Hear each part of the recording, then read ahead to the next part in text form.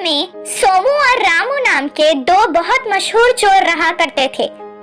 अपने अपने इलाके में वो दोनों बहुत मशहूर थे, पर एक दूसरे को नहीं जानते थे। एक दिन अचानक दोनों एक ही घर में चोरी करते हुए एक दूसरे से मिले। दोनों ने कुछ देर अपने बारे में बातें की। फिर रामू ने कहा, सोमू, तुम्हें कल मेरे घर खाने पे आना होगा। सोमू को उसके बारे में और मालूम करना था, इसीलिए उसने कहा, रामू, मैं जरूर आऊंगा। अगले दिन जैसा उसने कहा था वो रामू के घर खाने आया। रामू ने सोमू को सोने की थाली में खाना परोसा। सोमू का सारा ध्यान खाने पर नहीं पर उसके सोने की थाली पर था।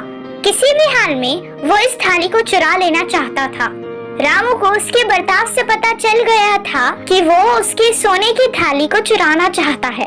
उसने एक उपाय सोचा। उसने एक जाली में थाली को रखकर उसे पानी से ऊपर तक पूरा भर दिया और उसके नीचे ही सो गया। रामू को भी पलंग डालकर कमरे की दूसरी ओर सोने लगा दिया। देर रात को जब रामू सो गया था तो सोमू उठा और बाहर से राख के कुछ गोले लेकर आया और एक एक करके सारे गोले उस थाली में डाल दिए। वो धीरे से थाली को लेकर वहाँ से तालाब को आया। जहाँ तक पैर डूब रहे हो वहाँ थाली को छुपाकर एक लकड़ी निशानी की तरह लगाकर वो वापस घर आ गया। रामू के घर वापस आकर वो सो गया जैसे उसे कुछ पता ही नहीं था। रामू की जब आँख खुली तो उसने थाली को गायब देखा। उसने सोचा कि वो सोमू का ही काम होगा। उसने देखा कि सोमू तो सो रहा है, लेकिन उसने देखा कि उसकी धोती तो गीली थी।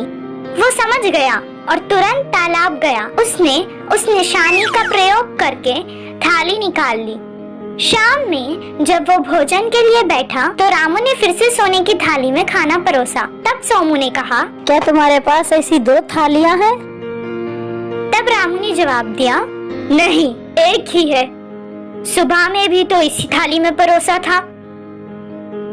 सोमू समझ गया कि एक चोर की चोरी दूसरा चोर ही पकड़ सकता है और वो दोनों मुस्कुराकर चुप हो गए।